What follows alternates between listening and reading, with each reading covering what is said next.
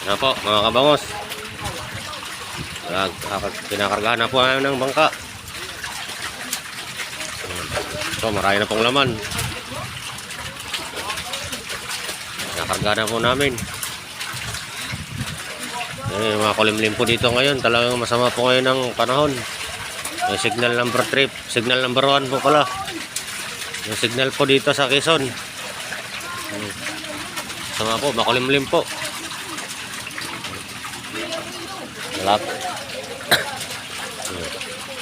Malalaki na po yan mga kabangos. 750, 800 isang piraso.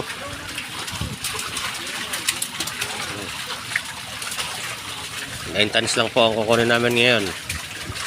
At yun lang ang order sa planta, 9 tons.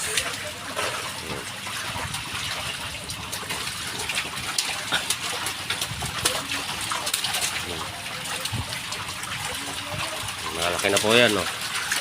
Ito kalalaki yan. Mabilis po lumaki dito sa ano, sa pinakadulo.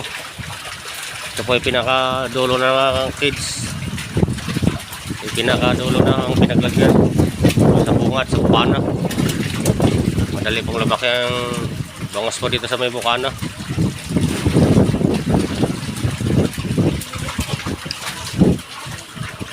Ito po ang tanawin dito sa bukana.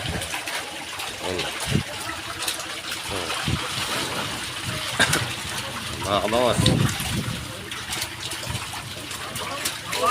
kunti na lang ang kulang yan, 70 salok na lang para umuwi na kami. Amin na po yan kaklasihin mamaya sa gilid.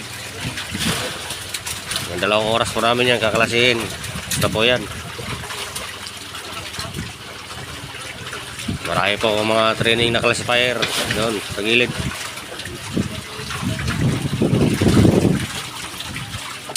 Kayang-kaya na ng mga training kong classifier yan. Kaya hataw na nila yan mamaya sa pagkaklase.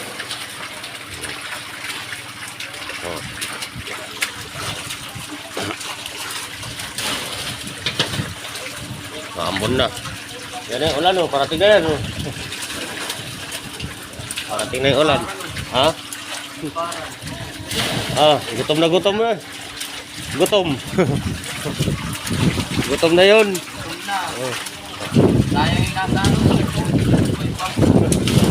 Natalon na lang sa sobrang gutom. Meron yung Martin. Ano, patay na yun. Ulamin na yun. Sa'yo din yun, sa'yo. Sa kanya din ata.